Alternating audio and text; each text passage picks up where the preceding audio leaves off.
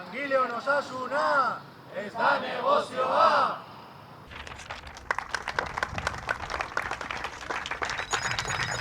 Txibiteren gobernuak gezurra esan zigula. Gezurretan ari zela lan osasunari dagokionez. Eta Espainiako gobernuak bidalitako hitzarmena emandako hitzaren aurka bete eta sinatu duela. Hala jaso dute Nafarroako enplegu planean, berriki sinatu duten plan horretan. Eta hau irmoki salatu behar da, zergatik osatzen dutelako inoiz ezagutu dugun privatizaziorik handiena. Osasunbidea privatizatu nahi dute. Hori da dagoen estrategia eta hori da erabaki honekin egingo dutena.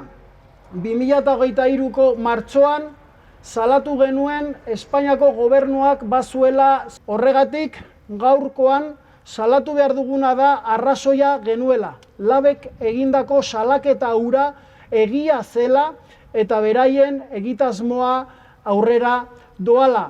Eta Labetik orduan emandako konpromisoa berresten dugu. Ez dugu etxiko, ez dugu onartuko ematen ari dinen urratsak langileon osasunarekin negozioa egiteko. Gure bizitza jokoan dago eta badakigu Nafarroan horrek ze prezioa duen.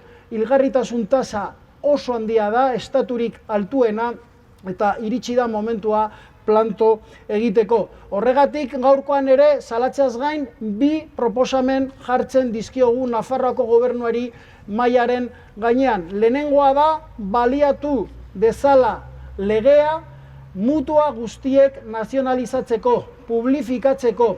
Hori baita konponbide bakarra langileon bizitza erdigunean jartzeko eta gure osasuna zaintzeko. Eta modu transitorioan helburu hori lortzeko egiten dugun proposamena da enpresa guztiek kontratatzea egiten diren kontingentziak osasunbidearekin, egitea osasungintza publikotik. Hori da gaur salatzen duguna, gaur egiten dugun konpromisoa eta proposamena, eta horregatik mobilizatu gara Mutua Navarraren aurrean.